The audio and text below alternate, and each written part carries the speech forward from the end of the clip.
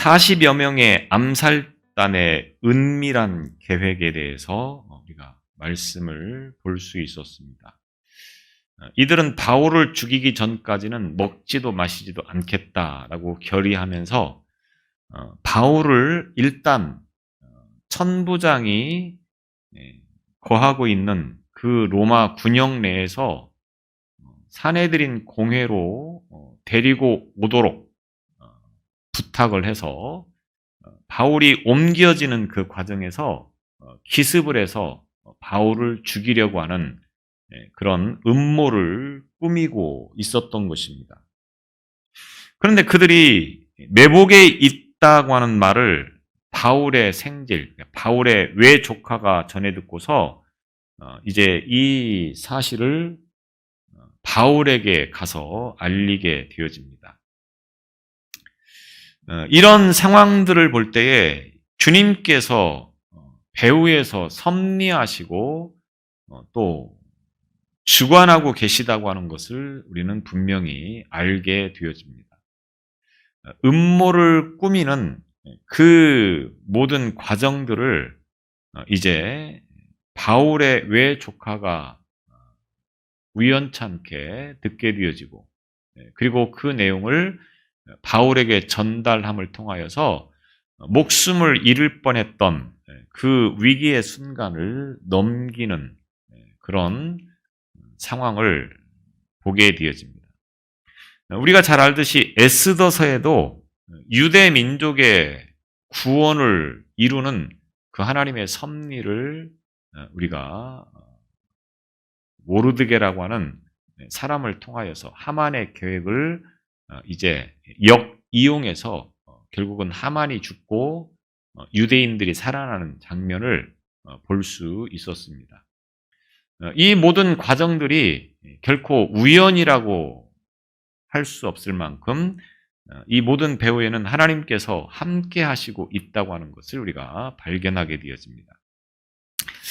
이제 이 조카의 말을 들은 바울은 백부장을 불러서 이 조카를 천부장에게 보내달라. 그러면 이 아이가 천부장에게 할 말이 있다 해서 이 조카가 천부장에게 갈 수 있었고 이 조카는 천부장에게 자신이 엿들었던 그러니까 40인의 암살단이 바울을 매복하고 있다가 죽이려고 한다고 하는 이 계획을 천부장에게 말을 하는 것입니다. 그러면서 천부장에게 간청하는 단호하게 말하는 그 내용을 우리가 21절을 통해서 볼 수 있었습니다. 설령 유대인들이 당신에게 바울을 사내들인 공회로 좀 보내달라 이렇게 말을 해도 절대 들어줘서는 안 된다 이렇게 말을 하고 있는 내용을 볼 수 있었습니다. 그래서 이제 이 바울의 조카의 말을 들은 천부장이 그 이후에 이제 이 조카에게 말을 하는데 그 말이 뭡니까? 22절에 보면 천부장이 청년을 보내며 경계하되 여기서 청년은 바울의 외조카를 말하는 거겠죠. 이 외조카에게 이제 내가 그 말을 잘 알아들었으니까 가보아라 이렇게 말을 하면서 부탁을 합니다. 그 내용이 뭡니까? 이 일을 내게 알렸다고 아무에게도 이르지 말라. 지금 네가 나에게 한 말을 했다고 어느 누구에게도 말하지 말고 너와 나 둘만의 비밀로 간직하고 있자. 이런 의미에서 이렇게 말을 하고 있는 것입니다. 아마도 이 천부장은 이 바울의 외조카의 말을 듣고 나름대로 이 상황을 어떻게 해결을 해 나가야 되겠다라고 하는 생각을 가지고 있었던 것으로 볼 수 있습니다. 음모자들의 계획을 그러니까 40인의 암살단의 이 계획을 만약에 누설을 하게 되어진다고 하면 그것은 이 바울의 외 조카에게도 문제가 생길 수 있게 되어지고 그리고 위험이 닥칠 수도 있기 때문에 이제 조심스럽게 이와 같은 내용들을 말하지 말라고 하는 의도를 가지고 이렇게 말을 했을 수도 있고 또 40명이 넘는 이 유대인들이 바울을 죽이기 위해서 은밀하게 새로운 시도를 할 수도 있기 때문에 이제 이런 내용들이 발각되었다고 하는 것을 숨겼으면 좋겠다. 이런 의도를 가지고 지금 왜 조카가 나에게 했던 이 말을 어느 누구에게도 말하지 말라 이렇게 부탁을 하고 있는 것입니다. 그러면서 유대인들의 구체적인 음모를 확인한 천부장은 로마 시민이면서 특별한 죄가 발견되지 않은 이 바울을 과연 어떻게 할 것인가 라고 하는 것을 궁리한 끝에 결국 이 바울을 유대인들이 와서 사내들인 공회로 좀 보내달라고 부탁을 하기 전에 먼저 빼돌리는 것이 좋겠다라고 결단을 내리게 되어집니다. 그래서 이 바울을 로마 시민이기 때문에 로마 총독에게 보내서 재판을 받도록 하는 것이 오히려 더 유리하겠다라고 생각을 하게 되었습니다. 그래서 23절에 보면 백부장 둘을 불러 이르되 밤 제3시에 가이사랴까지 갈 보병 200명, 기병 70명, 창병 200명을 준비하라. 천부장이 자기 휘하에 있는 백부장 둘을 불러서 이 시간에 군인들을 빨리 소집을 해서 이 인원들을 모아라 이렇게 이야기를 하고 있습니다.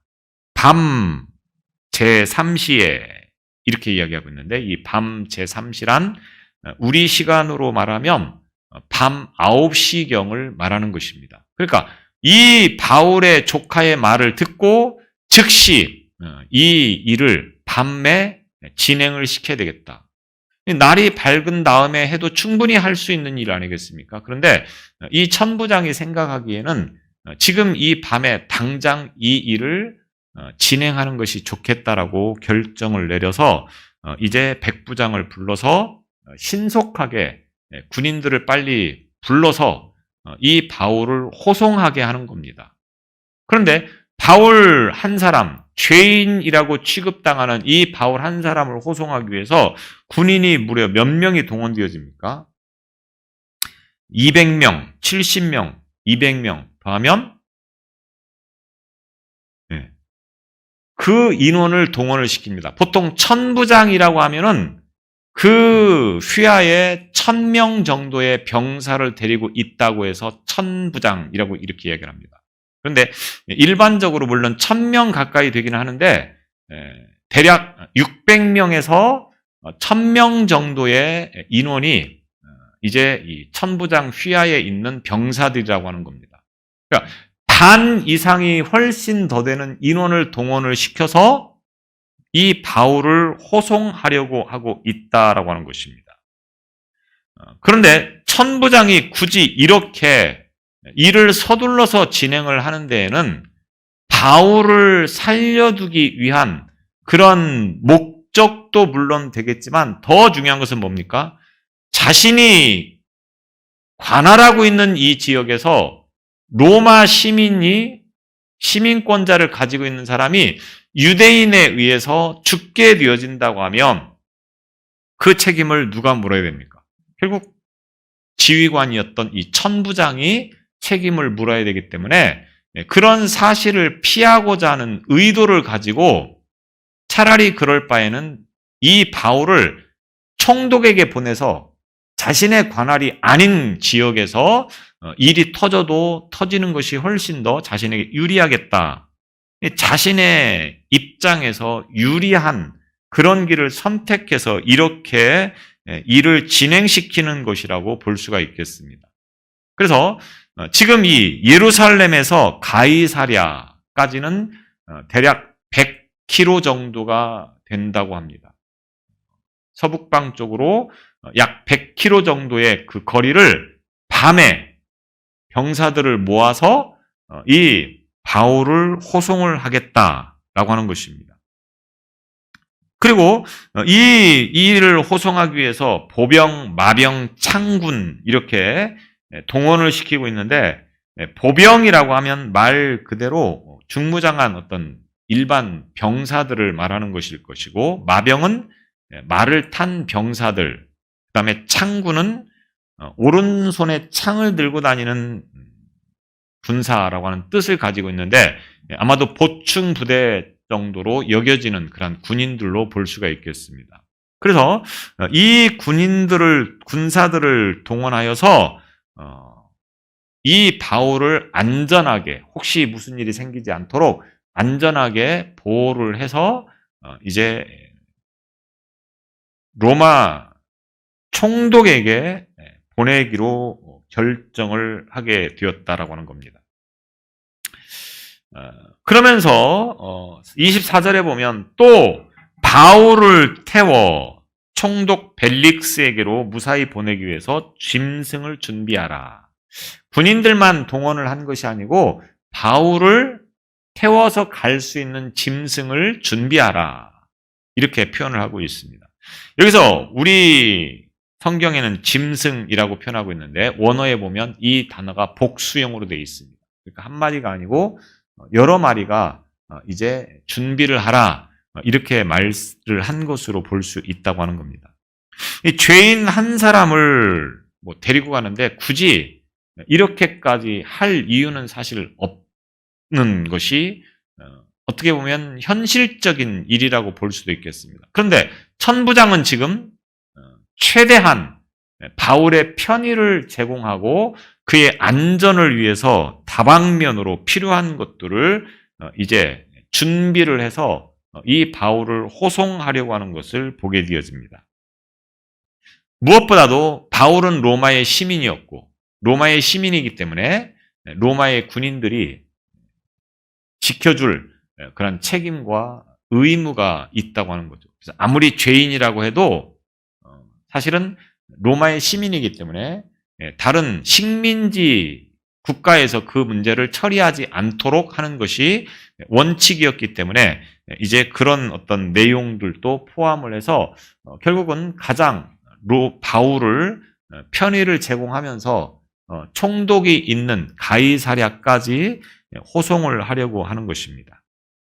당시에 로마 총독이 이름이 뭐였습니까? 벨릭스라고 하는 사람입니다.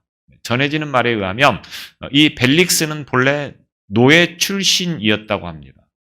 그런데 그의 형인 팔라스라고 하는 사람이 왕에게, 아니면 어떤 신분이 있는 사람에게 잘 보여서 노예로부터 해방이 되어지고 직분을 얻게 되어지고, 그 영향으로 인하여서 동생이었던 벨릭스도 총독에까지 올랐다라고 학자들은 이야기를 하는 것을 보게 되었습니다.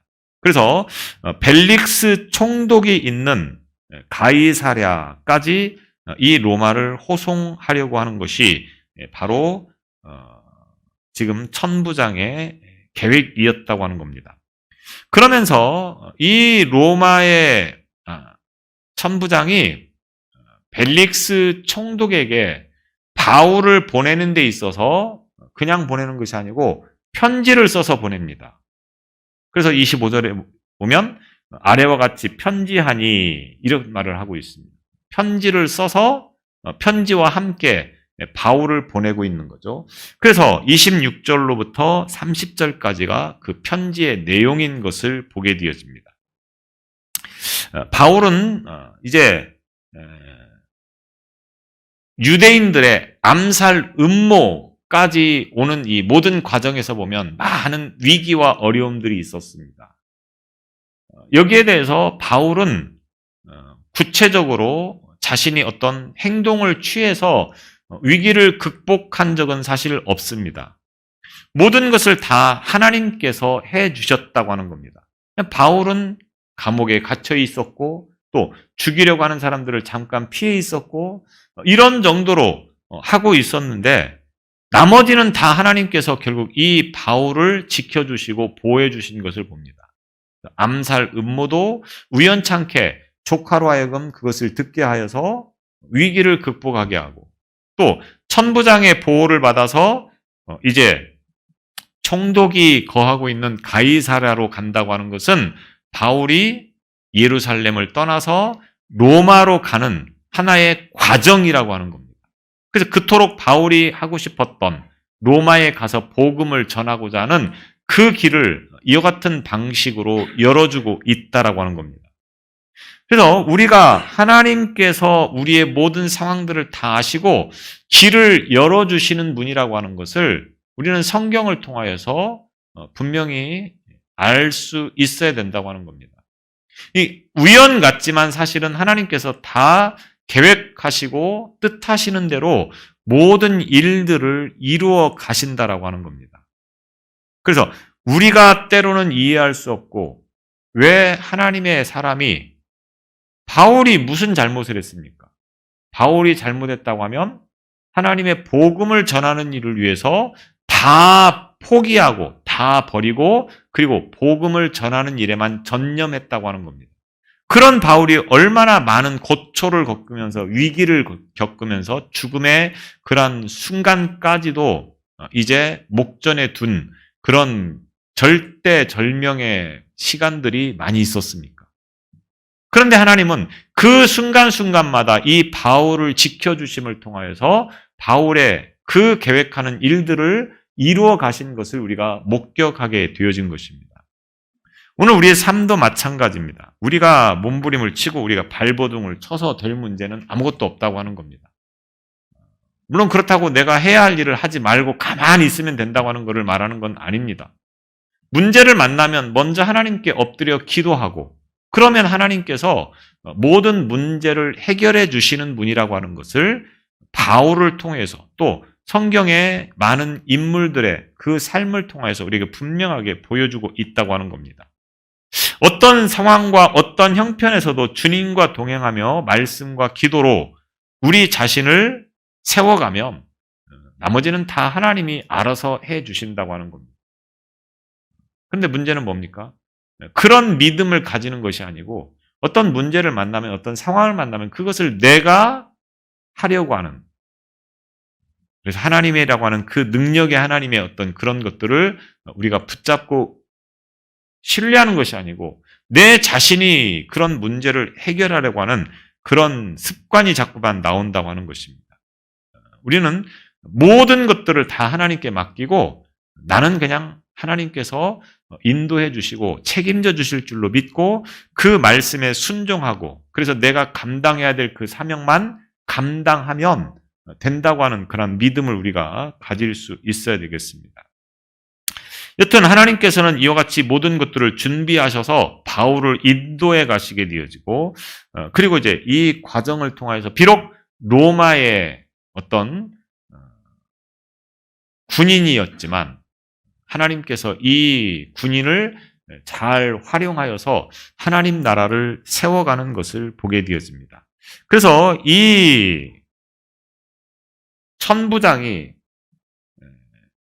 이름을 26절에 보면 편지를 시작하면서 이렇게 말하고 있습니다. 글라우디오 루시아는, 지금 천부장이 자신의 이름을 밝히면서 뭐 로마의 그 유대 내에도 여러 명의 천부장이 있었겠죠. 그 가운데 자신이 누구인가를 분명하게 밝히고 있는 겁니다. 글라우디오 루시아. 이 사람이 총독 벨릭스 각하께 문안하나이다. 요즘엔 우리나라에서도 이 각하라고 하는 말을 잘 쓰지 않는데, 불과 언제까지 어느 대통령이었는지 모르겠는데 그 대통령까지 각하라고 하는 말을 쓰다가 어떤 대통령이 이제 각하라는 말을 쓰지 말라 이렇게 해서 그 말이 사라졌습니다. 그래서 각하라고 하는 말을 우리가 쓰는데, 이 말을 지금 총독에게 사용을 하고 있습니다.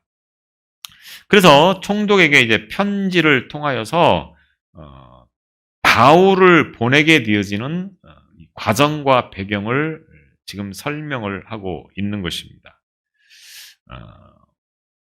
천부장은 22장 28절에서 바울과 대화하는 가운데 나는 돈을 많이 들여 로마 시민권을 얻었다. 이런 내용을 밝힌 것을 아마 기억하실 겁니다. 원래 이 천부장이 처음부터 로마 사람은 아니었던 것 같습니다. 로마의 시민권을 돈을 많이 들여서 샀다. 이렇게 밝히고 있는 거죠. 그래서 아마도 이 사람은 로마 시민이었다고 하기보다는 헬라인이었을 가능성이 높다라고 하는 겁니다. 왜냐하면 글라우디오는 로마식 이름이고 루시아는 헬라식 이름이 되겠습니다. 그러니까 로마식 이름과 헬라식 이름을 병행해서 쓴 것을 보면, 그리고 앞서 22장에서 자신이 로마의 시민권을 돈을 많이 들여서 샀다 이렇게 밝힌 것을 보면 아마도 로마인은 아니었고, 그리고 헬라인이었기 때문에 이제 이 헬라인이 로마의 시민권을 돈을 주고 구입을 한 것 같다라고 볼 수가 있겠습니다. 여튼 이 천부장이 벨릭스 총독에게 편지를 합니다. 그 내용이 이제 27절에 보면 크게 편지의 내용을 세 부분으로 나누어서 볼 수 있는데 27절에 보면 이 사람이 유대인들에게 잡혀 죽게 된 것을 내가 로마 사람인 줄 들어 알고 군대를 거느리고 가서 구원하여다가 이렇게 말하고 있습니다. 자, 이 전에 우리가 말씀을 통해서 바울이 유대인들에 의해서 큰 고초를 당하고 있을 때 천부장이 와서 바울을 구해줬었습니다. 그 과정에 대해서 몇 시간 전에 말씀을 드렸죠. 그런데 그 내용을 지금 27절에서 편지로 기록을 해놓고 있는데 이 편지의 내용이 어떻습니까? 우리가 말씀을 들었던 내용하고 맞는 부분도 있고 전혀 다른 부분도 있다고 하는 거죠. 이 사람이 유대인들에게 잡혀 죽게 된 것을, 여기까지는 맞는 말입니다. 그런데 내가 로마 사람인 줄 알고 군대를 거느리고 가서 구원하여다가, 이 말은 틀린 말이죠. 이 천부장이 유대인들의 소동으로 인하여서 바울을 죽이려고 할 때 영내에서 이런 문제가 생기니까 군대를 동원해서 바울을 일단은 구해냅니다.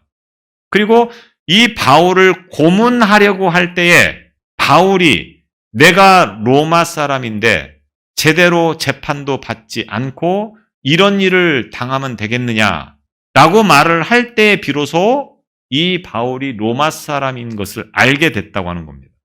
그런데 편지의 내용은 뭡니까? 로마 사람인 줄 알고 자기가 구했다. 이렇게 지금 말을 하고 있는 거죠. 그러니까 맞는 말이기도 하고 또 틀린 말이기도 하고 하는 그런 내용인 것을 보게 되었습니다. 그래서 군대를 거느리고 가서 구원하여다가 바울이 재판 절차도 거치지 않고 나를 채찍질하려고 하느냐, 나를 고문하려고 하느냐, 로마 사람인 나를 이렇게 대하면 되겠느냐, 이렇게 말을 했을 때 천부장이 깜짝 놀란 거죠. 왜? 로마 사람인 줄 몰랐고 이 바울이 아마도 이집트 사람이 소동을 일으켜서 유대인들이 그들과 어떤 갈등이 생기면서 이런 문제가 생겼나 보다, 이 정도로 생각을 하고 있었다고 하는 거죠. 그런데 알고 보니까 이 사람이 이집트 사람이 아니라 로마 시민권을 가지고 있었던 사람이라고 하는 겁니다. 그러니까 벨릭스에게 로마 시민권을 보호하기 위해서 지금 자기가 이렇게 애썼다, 천부장은 이렇게 어필하려고 거짓말을 살짝 섞어서 그동안의 과정을 이야기를 하고 있다고 하는 겁니다. 사람이 그렇죠. 내가 누군가에게 어떤 말을 할 때는 항상 내 입장에서, 그러니까 나를 유리하게 말을 변형을 시켜서 하는 경우들이 대부분입니다. 내가 문제다, 내가 잘못됐다, 이렇게 말을 하는 건 쉽지 않은 거죠. 내가 이렇게 잘하고 있다, 이거를 어필하는 것이 어떻게 보면 당연한 건지도 모르겠습니다. 그래서 이 천부장도 사실은 엄청난 과오를 저지를 뻔했습니다. 제대로 재판 절차를 거치지 않고 바울을 무조건 고문을 했거나 바울이 유대인들에게 죽임을 당하면 그 책임을 누가 져야 됩니까? 그 관할하고 있는 천부장의 책임을 져야 된다고 하는 겁니다. 그런데 다행히 바울이 이러한 사실들을 문제 삼지 않고 있었기 때문에 천부장의 그 실책이 눈감아지게 되는 거죠. 이 천부장의 입장에서도 바울이 한편으로는 고마운 마음이 들지 않을 수 없었습니다. 왜? 만약에 바울이 자기가 지금까지 당했던 모든 내용들을 상부에, 그러니까 총독이나 누구에게 내가 로마 시민인데 이런 억울한 일을 당했다라고 말을 하게 되어지면 천부장이 상당히 곤란하고 난처한 상황에 처하게 되어진다고 하는 겁니다. 그런데 바울은 그런 문제를 다시 제기하지 않습니다. 그러니까 천부장의 입장에서는 그 바울이 한편으로 고마운 마음이 있다고 하는 거죠. 그래서 이 천부장은 바울과 이 유대인들의 관계를 제대로 파악하고 있지 못하다가 나중에 알게 됐었습니다. 그래서 자신의 편지에서는 내가 로마 사람인 줄 알고 그를 구했다. 자기가 잘했다고 하는 거죠. 나 아니었으면 저 로마 시민이었던 바울이 큰일 날 뻔했다. 이렇게 지금 총독에게 어필을 하고 있는 겁니다. 그러면서 28절, 29절에 보면 유대인들이 왜 바울을 고발하는지 알기 위해서 유대인 사내들인 공회를 소집해 보았더니 그들의 율법에 관한 문제일 뿐이고 로마의 법에는 위반되는 것이 전혀 없다. 바울이 유대인인 줄 알고 사내들인 법정에서 재판을 받게 했는데 재판을 받아보니 종교적인 문제로 유대인들끼리 갈등을 일으켰던 것이고 소동을 일으켰던 것이고 로마의 법으로 보면 전혀 하자 없고 문제가 없는 사람이다. 그러니까 천부장이 바울은 죄가 없다고 하는 것을 분명하게 알고 있었던 거죠. 그래서 그 편지의 내용에 이렇게 지금 기록을 하고 있었던 것입니다. 그 내용이 바로 28절, 29절인 거죠. 그래서 이 문제는 사실은 로마의 법으로만 보면 바울은 아무런 문제가 없는데 유대의 종교법으로 인하여서 그들이 잠깐 소동을 일으켰고 이와 같은 일이 있었다. 이렇게 지금 이야기를 하고 있는 것입니다. 그래서 천부장이 이렇게 편지를 써서 보낸 것은 굉장히 바울에게 있어서 많은 이익을 얻게 되어주는 거죠.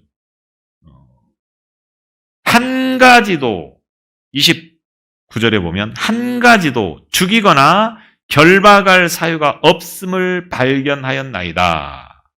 단 하나의 책망거리나 송사거리도 없다고 하는 것을 분명히 알았다고 하는 겁니다. 그래서 천부장은 자신의 판단에 따라서 바울을 석방할 수도 있었는데 그럼에도 불구하고 굳이 가이사랴 총독에게 바울을 보내는 것은 어쩌면 그냥 석방을 해주면 틀림없이 유대인들이 또 바울을 석방해줬다고 소동을 일으킬지도 모르는 그런 상황을 염려해서 이 문제만큼은 깔끔하게 해결을 해야 되겠다 해서 총독에게 보내서 이 문제를 해결하려고 하는 그런 의도를 가지고 있었음을 보게 되었습니다. 예수님의 재판 과정을 보면 우리가 이 바울의 재판 과정을 또 문득 떠올려 볼 수가 있겠습니다. 예수님을 재판했던 총독이 누굽니까? 빌라도죠. 빌라도가 유대인을 향하여서 내가 이 예수에 대해서 죄목이 있는 것을 발견했습니까? 못했습니까? 발견을 못했다고 하는 겁니다. 이 사람은 아무 죄가 없다고 하는 것을 알게 됐습니다. 그런데 과감하게 그 예수를 석방하는 것이 아니고 유대인들의 눈치를 보면서 결국은 사형을 선고하면서 뭐라고 말합니까? 이 죽음에 대해서는 나는 아무런 상관이 없다. 이렇게 선언을 하는 것을 볼 수 있습니다. 총독이나 이런 사람들이 지금 유대 내에서 상당히 눈치를 보면서 죄가 없음에도 불구하고 죄인 취급을 하는 일들이 종종 있었다고 하는 것을 우리가 이 말씀을 통해서 보게 되었습니다. 그래서 지금 총독에게 이런 내용으로 편지를 보내고 있습니다. 그러면서 30절에 그러나 이 사람을 해하려는 관계가 있다고 누가 내게 알려주기로 곧 당신께로 보내며 또 고발하는 사람들도 당신 앞에서 그에 대하여 말하라 하였나이다 하였더라. 바울의 조카로부터 유대인의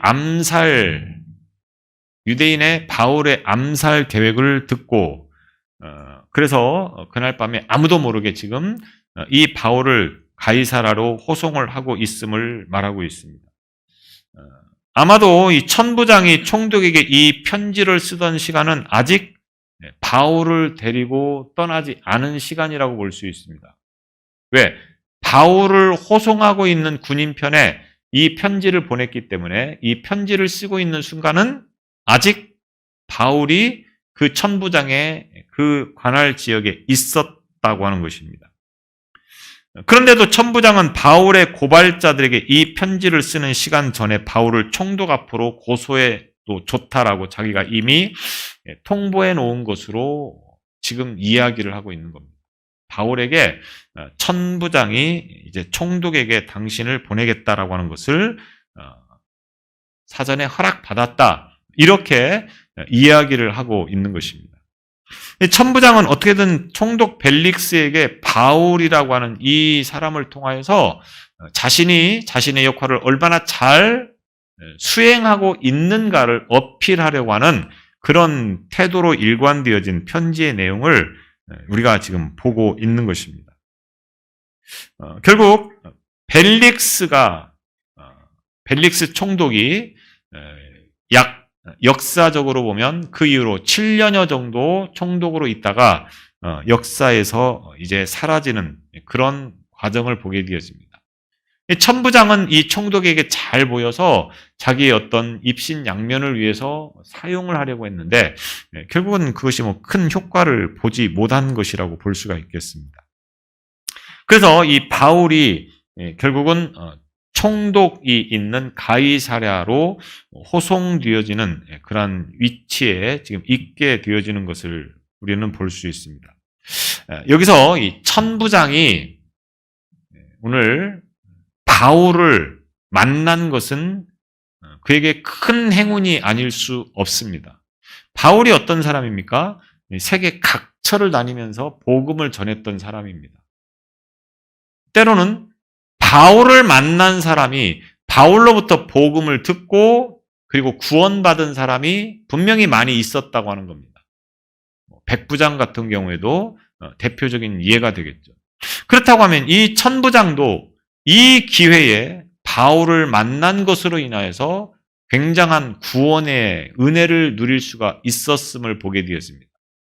천부장이 지금 이 편지에 쓰는 이 과정에 이르기까지 여러 과정들을 통해서 보면 바울에게는 아무런 문제가 없다고 하는 것을 알게 됐고 또 바울이 어떤 사람인가를 헬라 말을 통하여서 그와 대화를 나눈 것도 있었고 또 히브리어로 유대인들과 대화를 하는 과정을 통해서 보면 분명히 바울은 상당히 영향력 있는 사람이라고 하는 것을 목격했을 거라고 하는 겁니다. 그렇다고 하면 바울을 만난 그 순간 바울이 이 천부장에게도 분명히 복음을 전할 기회가 있었을 것이고 그런 과정에서 천부장이 만약에 이 복음을 받아들였다고 하면 그는 굉장한 은혜를 받는 사람이 될 수 있었을 터인데 바울을 인정하면서도 자신이 그 바울에 대해서는 복음을 받아들이지 않은 그런 모습을 우리가 볼 수 있었다고 하는 것입니다. 이런 과정들을 통해서 보면 우리가 예수를 믿는 믿음을 가지고 있다고 하는 것은 얼마나 큰 은혜인가를 다시 한번 생각하지 않을 수 없다고 하는 겁니다. 많은 기회가 주어지지만 그 많은 사람들이 다 복음을 받아들이는 것은 아닙니다. 어떻게 보면 정말로 이 사람은 예수를 믿지 않으면 안 될 만큼의 그 많은 은혜를 경험했음에도 불구하고 믿지 않는 사람들이 얼마나 많습니까? 그런데 우리가 예수를 믿는 그런 믿음을 가지고 오늘 이 자리에 있을 수 있다고 하는 것은 정말 하나님의 큰 은혜라고 하는 겁니다. 내가 똑똑하고 내가 잘나고 내가 능력이 있어서 오늘 이 자리에 있는 것이 아니고 하나님께서 이런 은혜를 나에게 주셔서 내가 예수를 믿는 믿음을 가지게 되었다라고 하는 겁니다. 우리가 예수님을 믿는 그리스도인이라고 하면 때로는 실수할 수 있고 넘어질 수 있고 잘못할 때 있습니다. 그러나 그런 과정에서도 오직 은혜로 말미암아 우리가 예수 믿는 이 믿음을 가지고 살아갈 수 있음을 감사하는 그런 삶이 되어져야 된다고 하는 것을 우리가 이 말씀을 통해서 깨달을 수 있게 되어지는 것입니다. 그래서 우리로 하여금 하나님께서 쓰임받는 믿음의 자리에 세우신 것을 감사하는 신앙이 되시길 바랍니다. 물론 천부장도 쓰임 받기는 받았습니다. 바울을 보호해 주었고 바울을 로마로 가는 그 길을 열어준 사람이 천부장입니다. 그런데 그 쓰임받은 것이 결코 아름답게 쓰임받은 것이기보다는 마지못해서 자기의 유익을 위해서 일을 하는 과정에 의해서 쓰임받았던 것에 불과하다고 하는 겁니다. 어떻게 쓰임받느냐도 굉장히 중요한 문제 아니겠습니까? 우리가 하나님 앞에서 귀하게 쓰임받는, 하나님의 편에서 쓰임받는 가룟 유다나 바로나 이런 식으로 쓰임받는 것이 아니고 하나님 앞에서 귀하게 쓰임받는 그러한 믿음으로 살아가는 그러한 오늘 저와 여러분의 신앙이 되시기를 바랍니다. 기도하겠습니다. 바울의 삶을 통하여서 하나님께서 계획하시고 또 쓰시고자 하는 그 모든 일꾼들의 삶을 지켜주시고 인도하신다고 하는 것을 다시 한번 깨닫게 하여 주신 하나님 아버지, 오늘 바울이 위기를 만나고 어려운 환경 가운데 처할지라도 하나님을 바라보며 자기의 주어진 사명을 감당할 때에 나머지는 하나님께서 책임져 주시고 그 바울을 인도하셨음을 우리가 다시 한번 말씀을 통하여 보았사오니 우리라금 바울 같은 삶을 살아가게 하여 주옵소서. 하나님 앞에서 귀하게 쓰임받는 믿음 되게 하여 주시되 내 스스로의 힘과 노력과 능력으로 살아가려고 하는 것이 아니고 하나님 앞에 모든 것을 맡기는 믿음으로 살아가는 우리의 신앙이 되도록 인도하여 주옵소서. 예수님 이름으로 기도드리옵나이다. 아멘.